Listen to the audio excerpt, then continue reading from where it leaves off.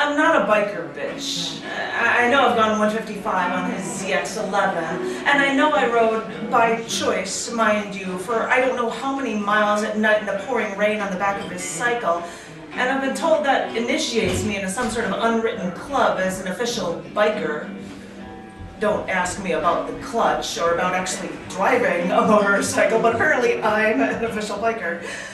But on one sunny summer day, riding on the back of his touring bike, some pissy little car cut right in front of us, knocking us into oncoming traffic. And yes, there were cars driving straight at us. We almost did crash. And she did this so that she could cut off a motorcycle so that she could get into the left turn lane. Well, since they forced us into oncoming traffic, we were forced into that left turn lane too, so we stopped at the light right behind them.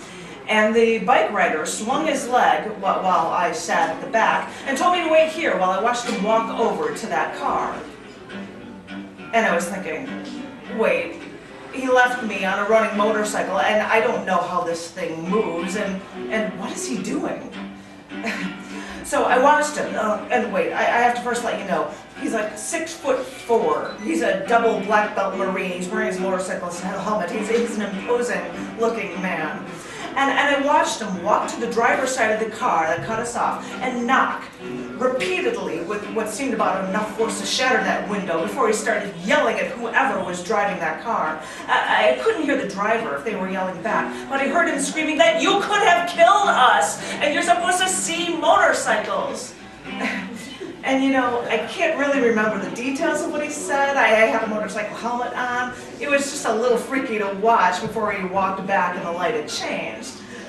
And I was still in the stunned mode, but when that light did change, the car then tried to hit us again.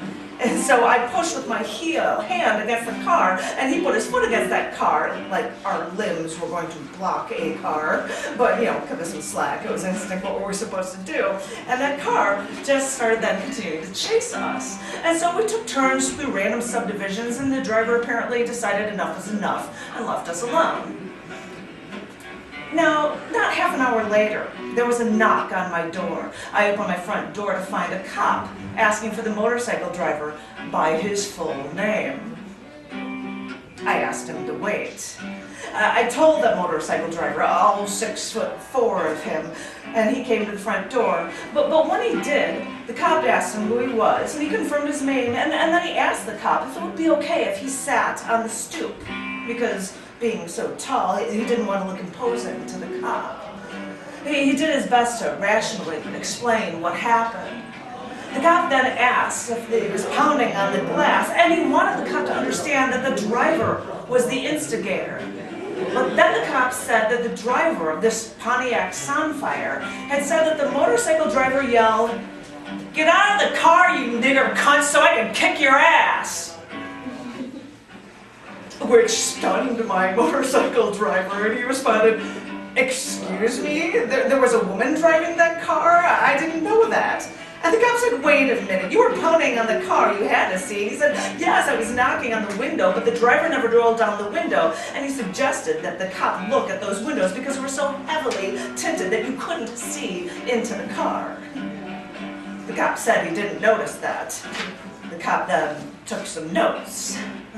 I think the cop realized that this motorcycle driver was far too aware of his surroundings to get in trouble with the cops. The cop then told him that the woman wanted to press charges, and then he asked him, "What would you like to do?" And he responded, "As far as I'm concerned, it's over. Nobody got hurt. Everything is settled. But if she wants to press charges, fine. I would like to press charges for assault with a deadly weapon and attempted murder. Ask her if she'd like to continue." Because what she did was a felony. And he also said he should check the car for his boot print and my handprint in self-defense. And he reminded the cop to check the tinting on our windows. And the cop then said, there are a lot of crazy people out there. And he suggested that the car driver could have had a gun. But then the cop left and we never heard from the cop again. I don't know. I don't know what the lesson is from this. To not succumb to road rage, to see motorcycles, I don't know. But I have to admit, from sitting in the back of a touring bike, it's kind of cool to see a man defend our collective safety by fighting a car with his bare hands.